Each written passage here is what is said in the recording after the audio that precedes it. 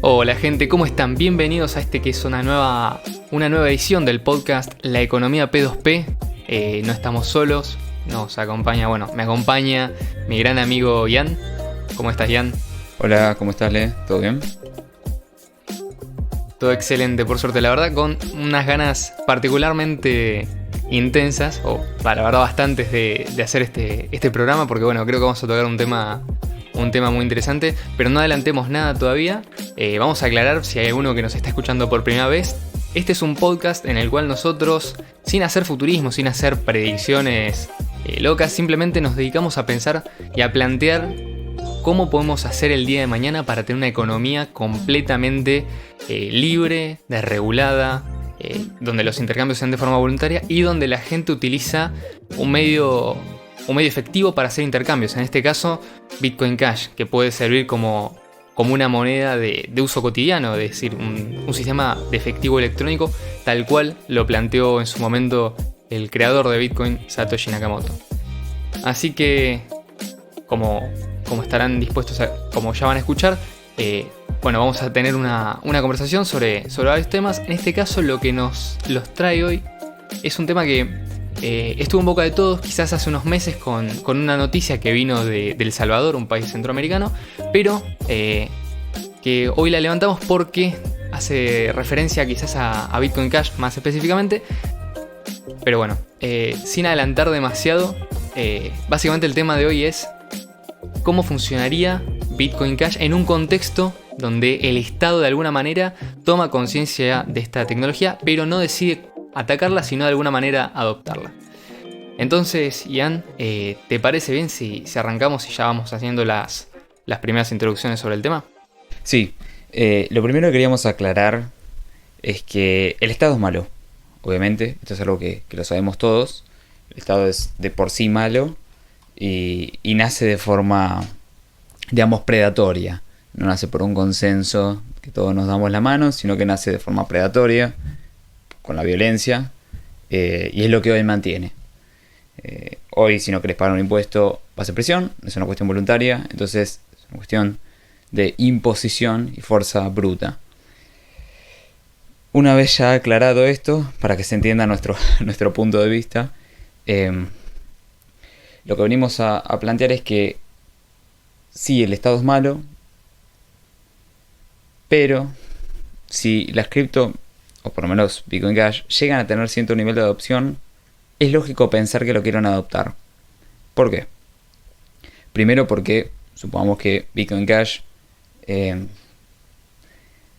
crece y llega a tener un market cap de 1 trillón, 10 trillones, lo que sea.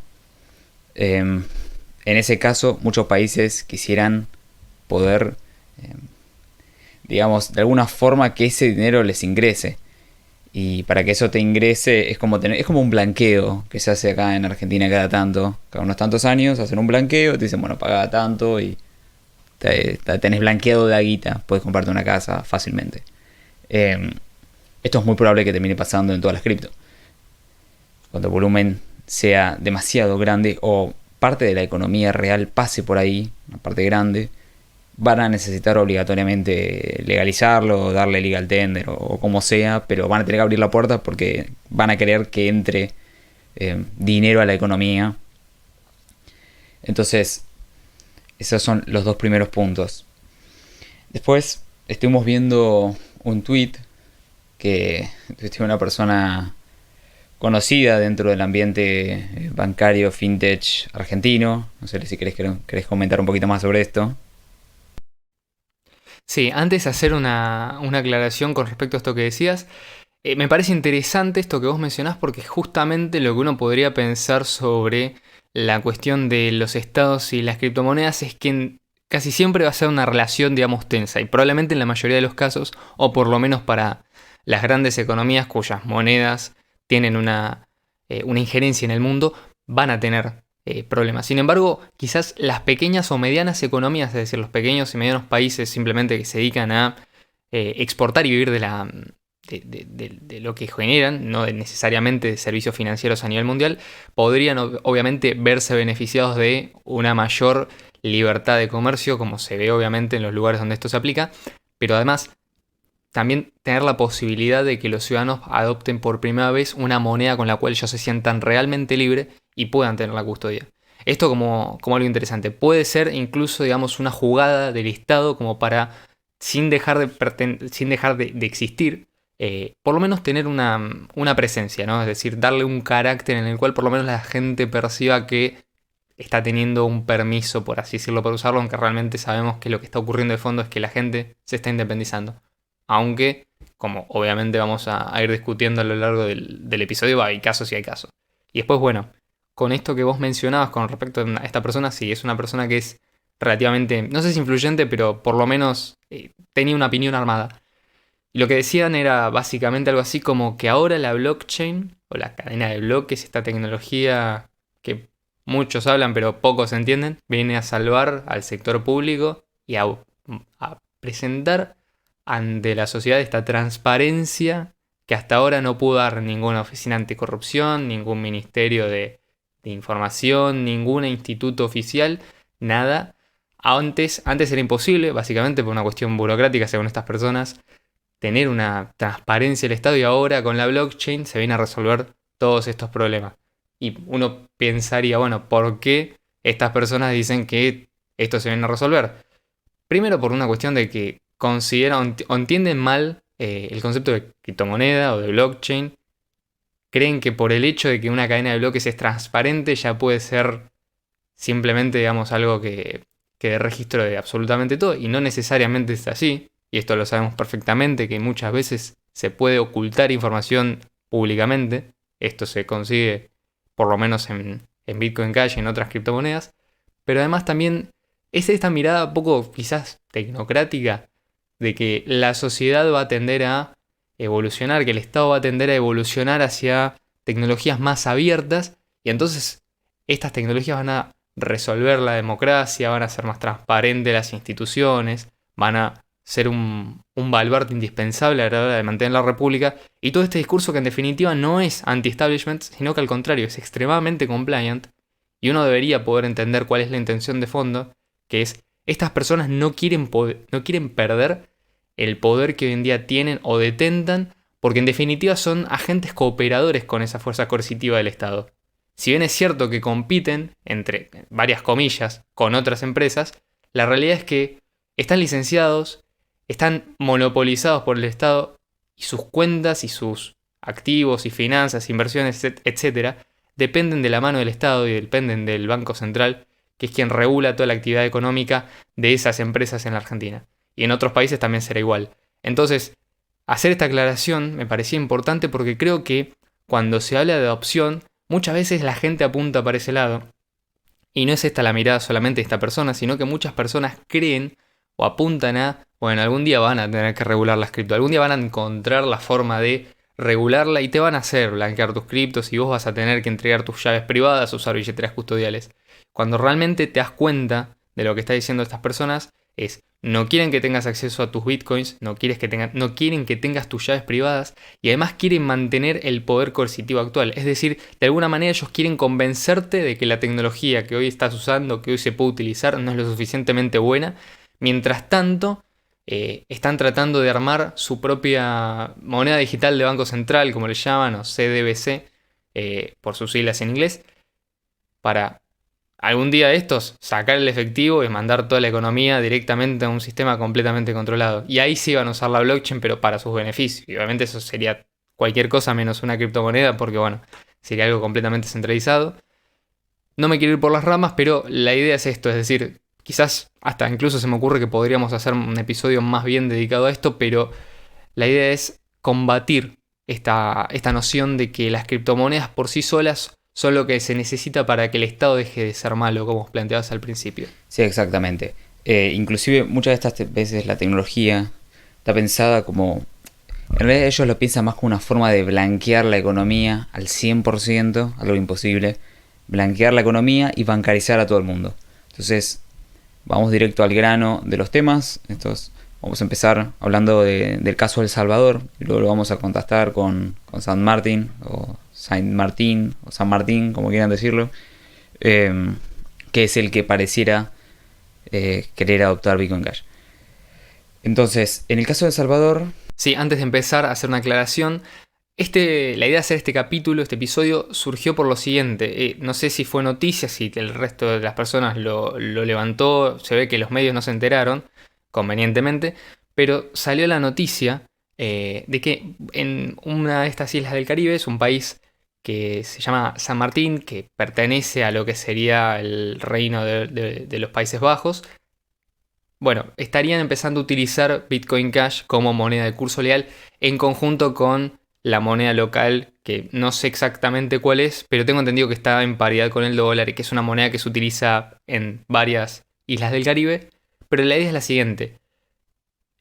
Esta criptomoneda, Bitcoin Cash, no solamente iba a ser utilizada como curso legal, sino que además iba a tener un carácter voluntario. Ya vamos a profundizar en esto, pero lo que importa es cómo los medios de comunicación o los portales de información acerca de las criptomonedas no mencionaron esta adopción que se está dando en un país en concreto, que no es un país gigante, pero tampoco lo es El Salvador. Sin embargo, uno puede ver ahí también el sesgo de información y en parte la censura que hasta el día de hoy persiste, y esto hay que ser claro y tajante: existe una censura, existe una intención de que este tipo de noticias no llegan. Sin embargo, la gente se enteró. Esto lo aclaro por si alguna persona no sabía por qué estábamos hablando de esto. Tenemos el caso más emblemático, que es obviamente el caso de El Salvador, con todas las facetas que tiene y con todas las cosas que quizás no se dicen. Y también tenemos este nuevo caso ahora, donde una criptomoneda como Bitcoin Cash, que funciona, empieza a ser utilizada. No solamente eso, ya es utilizada y va a tener un carácter ahora legal en El Salvador, si bueno, logran aprobar esta ley que se está proponiendo. Exactamente, y creo que es muy importante entender a profundidad cómo se contrastan estos dos casos, Salvador y San Martín. Entonces, en el caso de El Salvador, vamos a describir un poquito.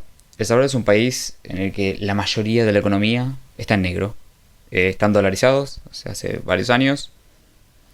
Y lo que más se usa es dinero en efectivo. La mayoría de la economía, o sea, y de la gente no está bancarizada. Entonces, esto de Bitcoin puede ser una forma de buscar bancarizar a la gente. Y eso es probablemente lo que se está intentando. Y ahora vamos a hablar, si quieren, de la billetera estatal. Pero a priori quiero que tomemos esta tesis porque es una tesis importante. Es un país que vive de remesas y suele manejarlo todo en efectivo. Entonces, ellos en general hacen cola en Western Union y se llevan los dólares en efectivo que les mandan sus familiares desde otro país. Entonces, si la envían a través de Bitcoin, llega a la billetera estatal, es una forma de controlar el flujo de dinero que entra al país y de controlar a los propios ciudadanos luego. Entonces, hay que entender por qué es que necesitan y por qué es que quieren controlar, para luego poder entender por qué en el caso de San Martín no es así. El Salvador, además de que le entran, si quieren, no es que exportan tanto, sino que le entra dinero por vía remesas.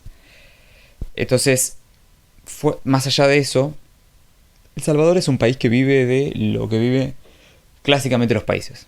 Los países grandes. El Salvador tiene 6.400.000 habitantes más o menos. El Salvador vive de IVA, vive de ganancias y de clásicos impuestos.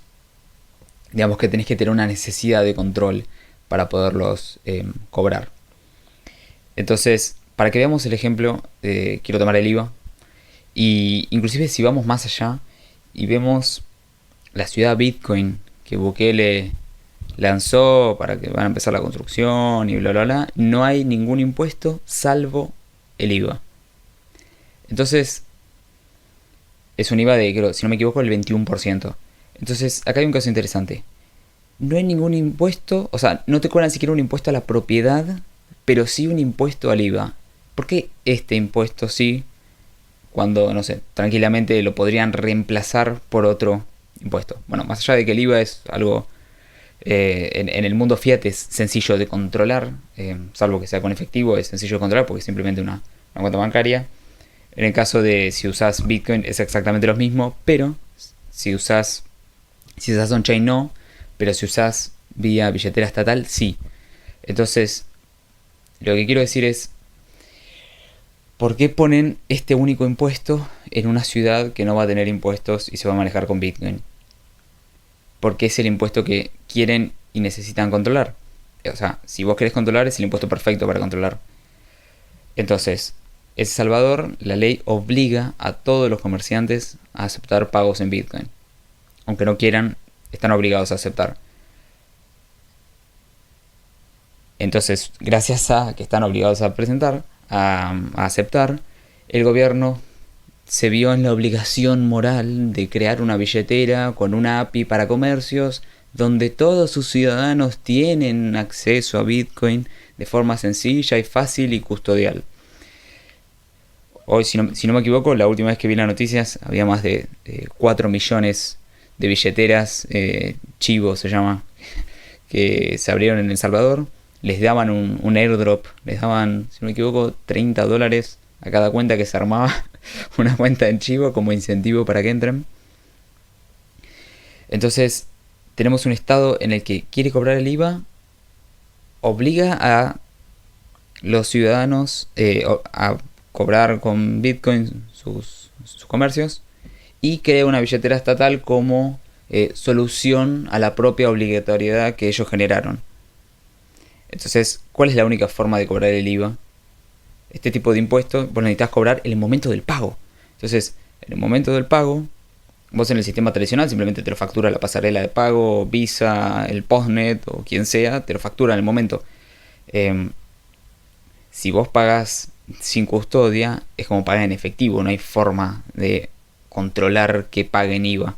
Pero si vos generas una billetera estatal con una API para comercios estatal, donde todos los pagos pasen por, si se quiere, la infraestructura Chivo, así como generalizando, lo que tenés es que podés controlar todos los pagos y cobrar IVA.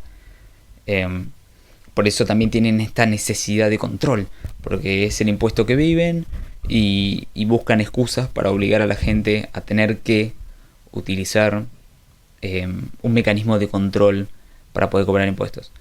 Más allá de esto, la billetera de Chivo, si quieres comentar un poco, Leo, utiliza Algorand, pero... Sí, esto se vio, hay una... Bueno, ya lo vamos a comentar, pero básicamente hubo un youtuber que se llama Mark Falson que se hizo un viaje hasta El Salvador para documentar realmente qué era lo que se estaba viviendo en El Salvador con respecto a esta supuesta, entre comillas, adopción, por lo menos vamos a decir, inicio del uso de Bitcoin BTC a través de Lightning Network con billeteras custodial de modo forzoso. Eso sería el nombre completo de lo que hicieron allá. Y básicamente logró descubrir que detrás de parte de la infraestructura que se utiliza para, posibilitar que se puedan hacer pagos entre distintas billeteras y dentro de lo que es la billetera estatal, no estaba solamente Bitcoin, la red Bitcoin y solamente los nodos de Lightning Network del gobierno corriendo, sino que además estaban utilizando la red de Algorand, que básicamente es otra criptomoneda. Vamos a ser claros, para los maximalistas de BTC, cualquier cosa que no sea BTC o Lightning Network o Chivo Wallet es literalmente una shitcoin, así lo definen ellos, es decir, una moneda de mierda.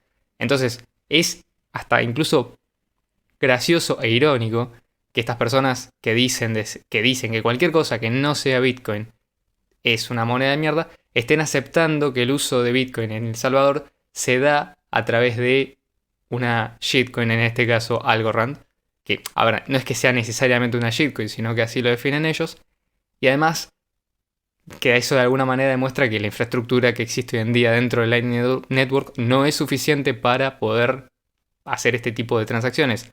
Ni hablar de que en el caso de, por ejemplo, el cobro de impuestos y demás, obviamente están de alguna manera tener un control sobre el dinero, porque claramente ninguna persona, por lo menos muchas personas, podrían elegir, por ejemplo, hacer una transacción entre billeteras si fueran no custodiales y no declarar el IVA, que eso es algo que probablemente sería muy común de tener la posibilidad.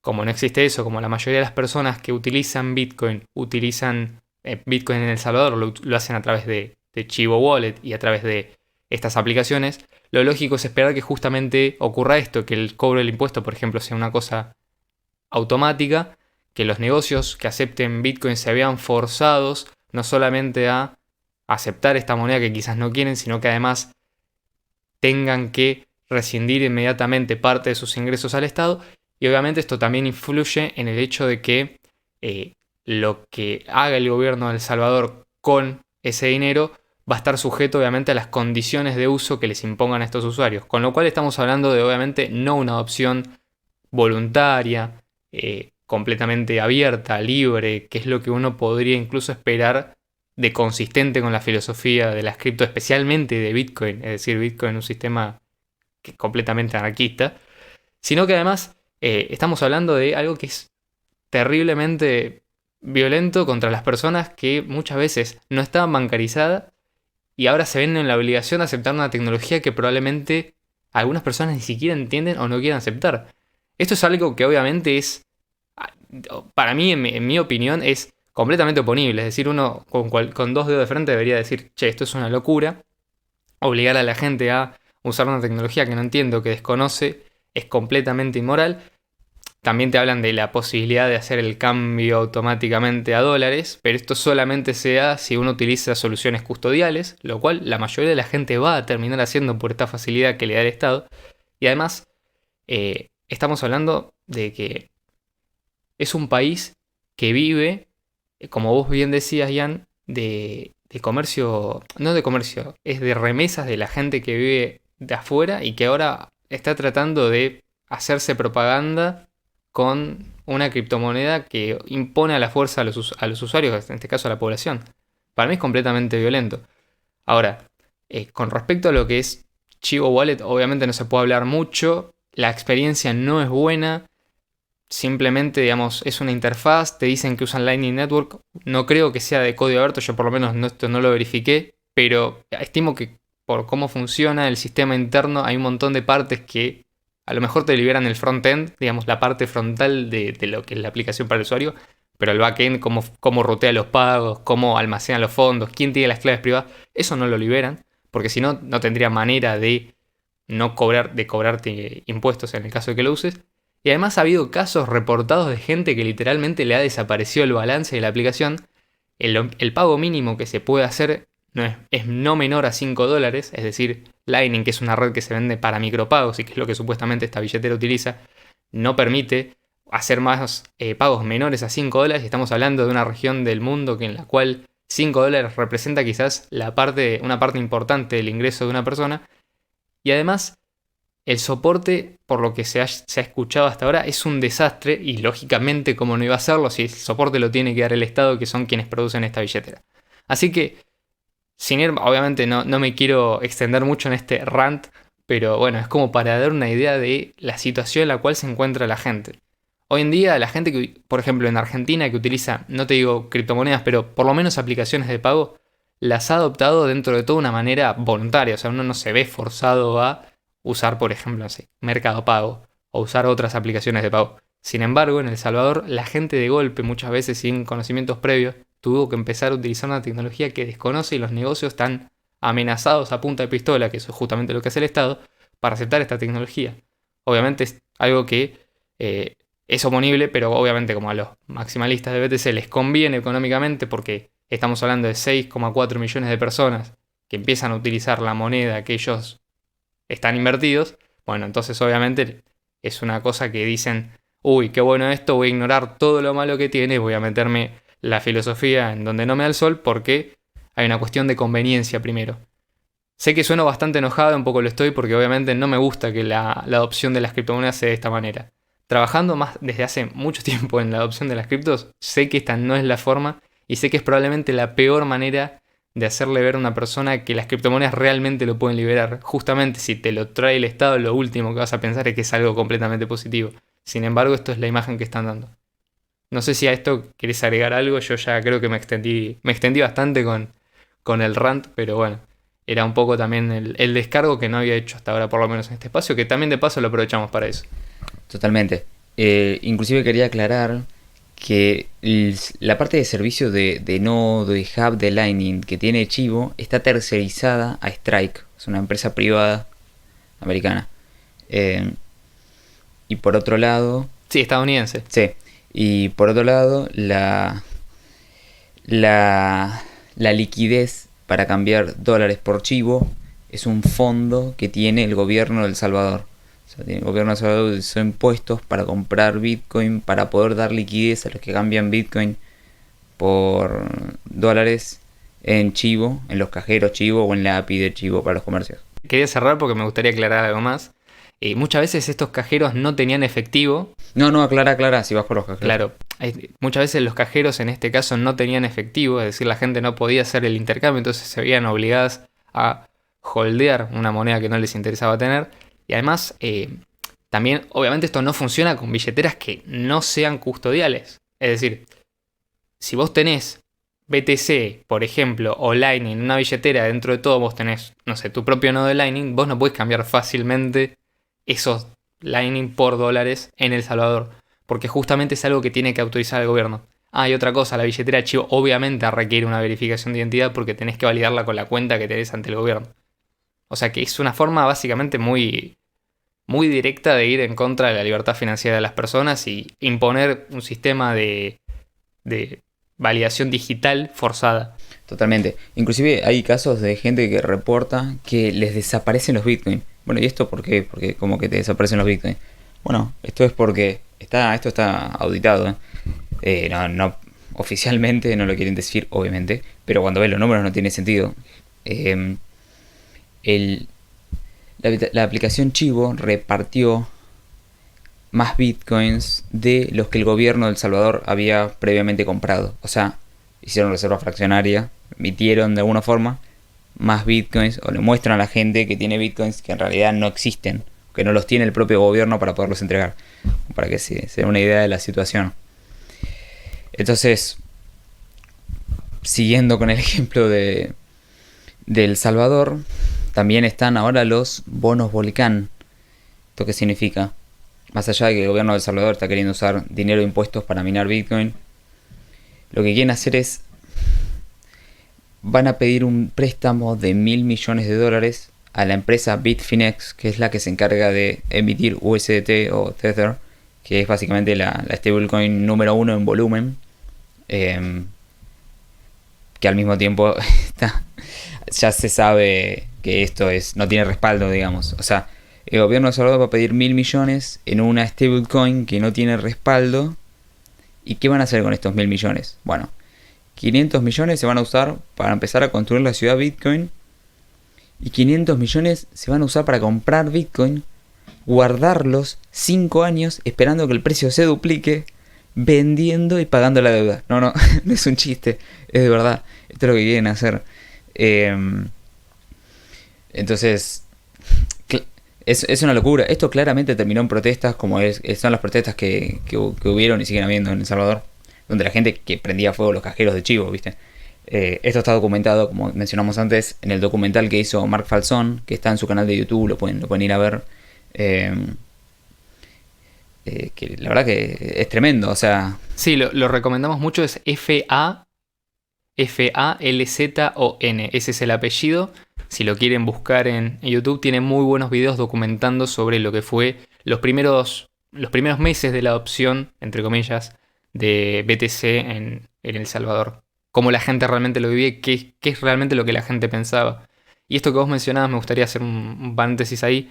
Lo de Tether realmente es increíble, porque uno puede hasta cierto punto quizás entender cómo los bancos centrales engañaron a todo el mundo con la reserva fraccionaria.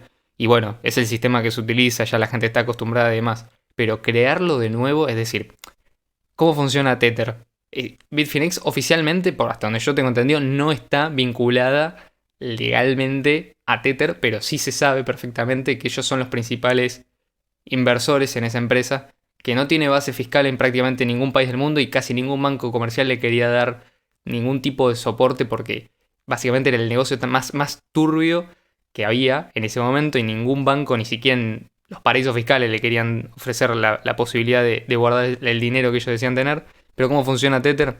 Básicamente Tether emite un token que equivale supuestamente a $1. Entonces con ese token ellos en teoría dicen tener $1 guardado en una cuenta bancaria. Bueno, la realidad es que esto no es así. Es decir, esos dólares no están, esos Tether, en este caso ese USDT, no está respaldado por $1, pero porque ellos mismos lo admitieron. Ellos salieron a decir en su página oficial que las reservas que ellos tenían estaban formadas mayormente por activos líquidos, es decir, deuda.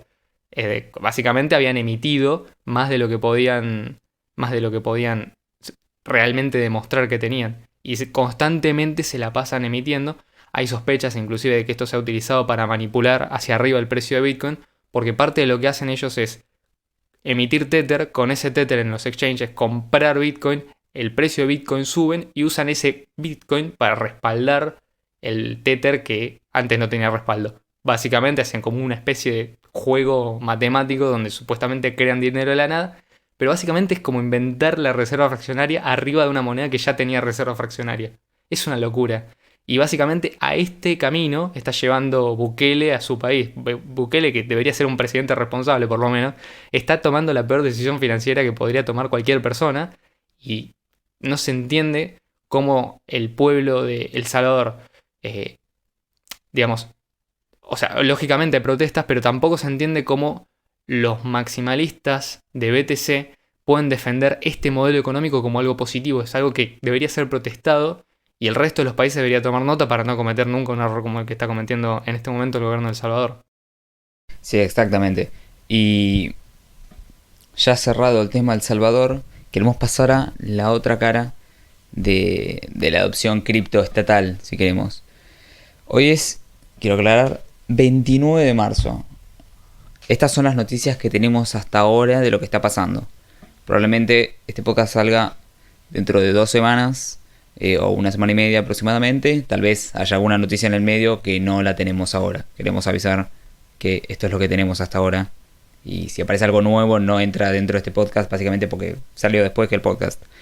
Entonces, ¿qué es lo que pasó? Bueno, resulta que un grupo en el cual estaba Mark Falzón, Roger Ver, uno se llama Sunny BCH,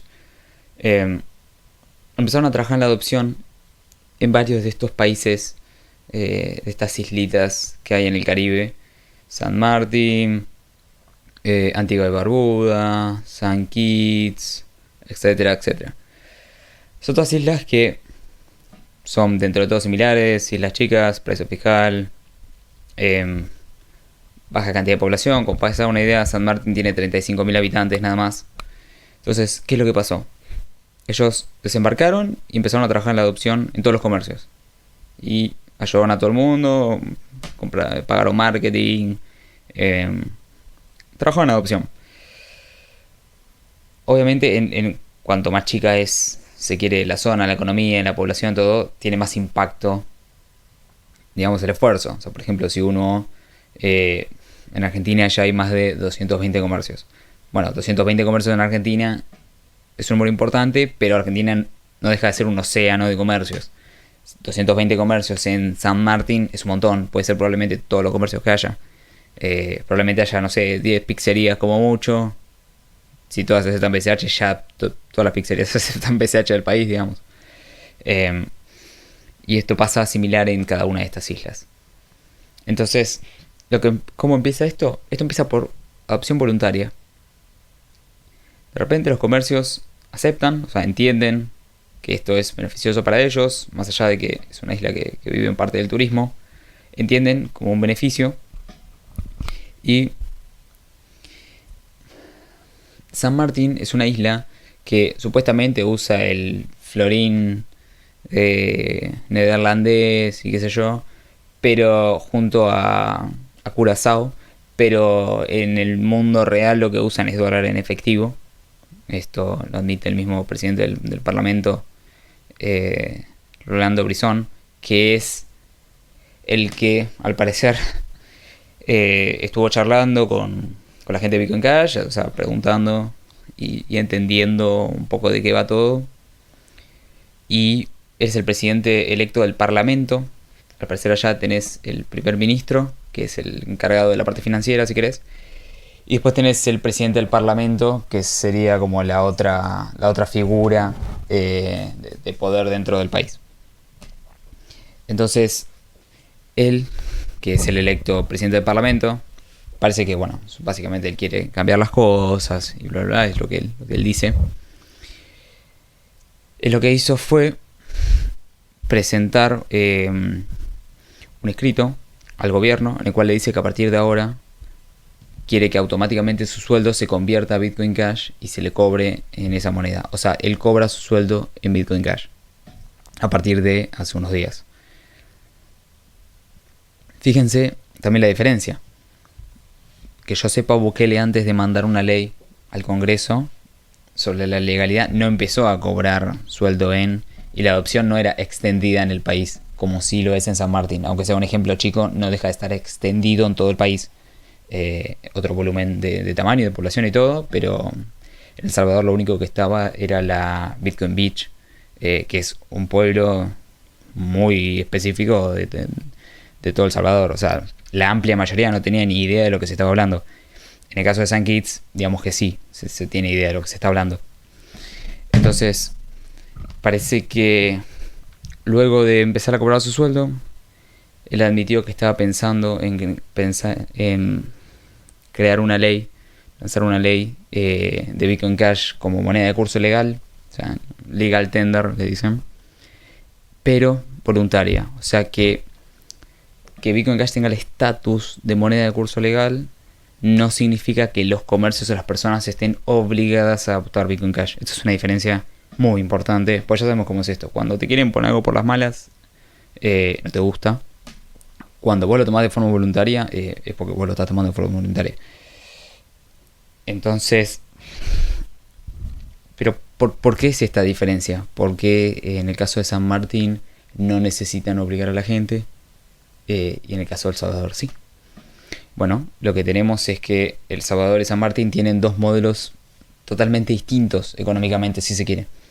Todas estas islas del Caribe en general suelen tener algunos pocos negocios que son en los que están focalizados. O sea, vos en San Martín no tenés IVA, no tenés impuesto a la ganancia, o sea, no tenés impuestos salvo aduana, real estate, o sea, comprar un inmueble. Después lo que hacen es venden ciudadanías, turismo, algún puerto, aeropuerto y ya está. Entonces, ¿qué es lo que pasó? Indudablemente este político se despertó y vio que había de repente algo nuevo, que es una forma nueva de ingreso de dinero para su país. Entonces, ¿y por qué no hace obligatorio BCH? Porque no lo necesita. O sea, ¿cuál es la necesidad de hacerlo obligatoriamente si ellos no viven del IVA? O sea, no necesitan controlarte al momento del pago como en El Salvador. Ellos simplemente pueden dejar que la gente lo use, porque le es indistinto si pasa de alguna forma bancarizada o no, o por lo menos económicamente a nivel de financiero, no sé de control, pero sí de nivel financiero no necesitan cobrarte IVA porque no tienen IVA, entonces no necesitan obligarte a aceptar Bitcoin Cash y no necesitan crear una billetera estatal para que vos tengas que usarla y entonces ellos se puedan enterar de que pagaste. Inclusive uno cuando ve este video, en el que también está en el canal de Mark Fatom, en el que Rolando Brizón cuenta un poco sobre Bitcoin Cash, dice que la idea es la autocustodia, o sea, él mismo entiende esto como algo importante, y esto no significa que de repente el Estado se volvió bueno, sino que estos estados están acostumbrados de alguna forma a competir entre ellos. Digamos, sería como lo más cercano a una ciudad privada o algo de ese estilo. O sea, una vez adoptado Bitcoin Cash dentro de San Martín, están a unos pocos saltos de ser un anarcocapitalismo, supongamos, o una ciudad privada. Entonces, están acostumbradas a competir entre ellas. Por ejemplo, cuando, si no me equivoco, fue San Kitts la que empezó con todo esto de vender ciudadanías. Porque claro, había mucha gente que se quería renunciar a su ciudadanía o quería tener una segunda ciudadanía por una cuestión fiscal o por una cuestión de... Por ejemplo, Roger compró la ciudadanía de San Kitts porque en Estados Unidos lo pusieron en prisión por vender fuegos artificiales de forma ilegal, cuando lo hacen todos allá. Fue como arbitrario y digamos personalizado el ataque. Entonces estas islas tienen un mercado, la empezó creando San Kitts y luego todo el resto fueron mimetizando su modelo de vender ciudadanías a cambio de dinero como forma de ingreso. Entonces digamos que ya tienen unos modelos de negocio específicos: turismo, ciudadanías, inmuebles, aduana, puertos, aeropuertos y este tipo de cosas. O sea, la tributación viene más por algo tangible, si se quiere, como una propiedad, o como una ciudadanía en algún punto, o como una aduana, o un puerto, y no viene por un pago, no viene por el hecho del pago, sino viene por la propiedad en sí. Entonces no utilizan impuestos como el IVA, más allá de que cuánto IVA vas a sacar de 35.000 habitantes, ¿no? Que usan efectivo, o sea, tampoco lo puedes controlar, estás acostumbrada a no controlar. Digamos que tampoco ves, si de repente puedes controlar todos los pagos, una gran suma de dinero que te entra a tus arcas, comparado, por ejemplo, con El Salvador, ¿no? Entonces, probablemente estas islas están muy acostumbradas a que si se portan mal, se van ciertas personas de su población a la isla de enfrente, y pierden un montón de ingresos. Entonces, están acostumbradas a la competencia y eso es lo que estamos viendo. Probablemente lo que empieza a pasar ahora es que si San Martín pasa la ley de tenencia legal de Bitcoin Cash, que en realidad lo que diferencia es que le da como un estatus legal. Esto significa que se pueden pagar los empleados del Estado con Bitcoin Cash, o legalmente se le podría pagar a las empresas, podrían pagar sueldos con Bitcoin Cash, y este tipo de cosas te facilitaría también un poco blanquear Bitcoin Cash, supongamos. Vos capaz compraste Bitcoin Cash cuando estaba, no sé, o Bitcoin cuando estaba a $1, y lo guardaste, lo spliteaste por Bitcoin Cash, y bueno, querés blanquearlo, probablemente te sea mucho más fácil en un lugar como San Martín, donde es moneda de curso legal, aunque no obligatoria, que, no sé, en Argentina. Entonces, lo que se busca acá es atraer capital. Y probablemente lo que empieza a pasar es que estas islas también lo entiendan como otro nuevo modelo de negocio, como lo fue el turismo, o como lo es el turismo, y como también lo empezó a hacer la venta de ciudadanías. Lo entiendan de la misma forma la venta de las ciudadanías que Bitcoin Cash. Digamos, una forma de que ingrese capital, o como el turismo, una forma de que ingrese capital sin necesidad de tributarlo. O sea que, digamos que de alguna forma por derrame les llegaría dinero. Si vos vas y compras una propiedad de esa forma, o vas y usás turismo. Entonces es una forma de agrandar tu economía sin necesidad de andar subiendo impuestos para aumentar tus ingresos, ¿no? Entonces eso es lo que yo creo. En algún punto estas islas probablemente empiecen a competir entre ellas por quién es más Bitcoin Cash friendly, quién es más amistosa con Bitcoin Cash, quién tiene... si vos tenés una empresa que cobra con Bitcoin Cash, bueno, acá te cobramos 0 y la otra te cobra 0,0, ¿viste? Y empiezan a competir de alguna forma por atraer capital, en este caso Bitcoin Cash. Entonces esto puede ser en algún punto bueno para Bitcoin Cash, mientras no se intente controlar vía billeteras estatales o este tipo de cosas, o implantarlo de forma obligatoria. Sinceramente no veo problema. O sea, es algo que en algún momento iba a llegar. Cualquiera de estas economías chicas que de repente un estado chico ve que toda su población usa una moneda, y indudablemente la va a tener que adoptar porque es lo que ve que la gente está pidiendo. Si no, es como que te quedas muy atrás, digamos. Totalmente. Me gustaría también mencionar algo que para mí es importante, que tiene que ver con cuál fue la reacción de la comunidad a nivel global, inclusive de Bitcoin Cash, con respecto a esta noticia. Y creo que habla bien, y nadie se sorprendería si digo que incluso hasta se recibió con un poco de escepticismo por parte de algunos, entre los cuales me incluyo. Y obviamente mi línea yo la trazo en el tema de la obligatoriedad. Es decir, como ya mencionamos, esta es la información que tenemos ahora, lo que estamos presentando. Hasta el día de hoy no tenemos, por ejemplo, noticias de que esto vaya a ser algo obligatorio, lo cual, si el día de mañana sale que Bitcoin Cash tiene que ser obligatoriamente aceptado por todos los negocios en la isla de San Martín, y la verdad que obviamente eso hace ruido, es imposición estatal, y yo creo que hay trazo, o sea, no creo, yo trazo ahí una línea porque creo en las convicciones que tengo. Sin embargo, si esto no es así, y aunque siga siendo un Estado, y obviamente tenemos reservas también por ese lado, por el contexto en el cual se da, por el tipo de competencia al que están sujetos, por el tipo de economías que tienen, es decir, son economías que ya prácticamente no tienen casi impuestos, es casi como vivir en un barrio privado, por así decirlo. La realidad es que el otro día Ian me lo comentaba, y gracias por traerlo de nuevo acá al programa, que sí, es verdad, ¿cuánto están de ser como si fueran una sociedad ANCAP? Ponele.